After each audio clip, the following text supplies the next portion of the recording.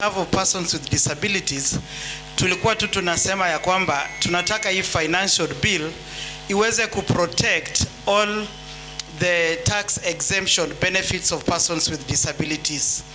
As we speak today, bado tunaona walemavu hapa kwetu Kakamega County wanatozwa ushuru, na hiyo tunaona ni kitu moja inawarudisha nyuma sana, na pia inaenda kinyume ya manifesto ya governor ya wealth creation. Kwa hivyo tunaomba hii financial bill iondolee kabisa hayo mambo ya walemavu kulipa ushuru.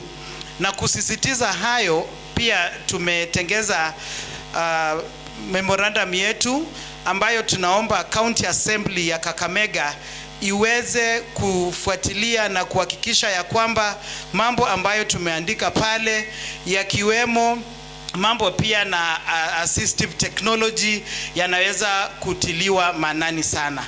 Kwa hivyo chairman, ningeomba tu uruhusu walemavu saizi walete wakupatie, ili waheshimiwa wetu ambao wamejitokeza kwa wingi waweze kufanya.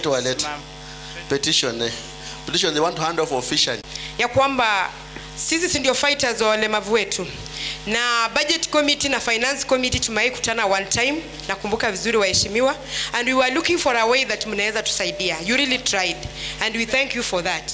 So this is the day. The only thing mnaweza tusaidia kwa county assembly ni kuhakikisha ya kwamba waiver ya walemavu wale ambao wanatozwa ushuru ina reflect kwa finance bill, ndio tuwezeshwe manage county government ambao ni revenue collectors wasitoze walemavu ushuru kwa biashara zao. So hilo jambo la waivers lazima litokelezee kwa finance bill. That is the only hiyo ndio msumari ambayo tuko nayo peke yake. Nyinyi ndio mnaenda kutuokoa kwa sheria ya finance bill ya hii mwaka. Asante sana.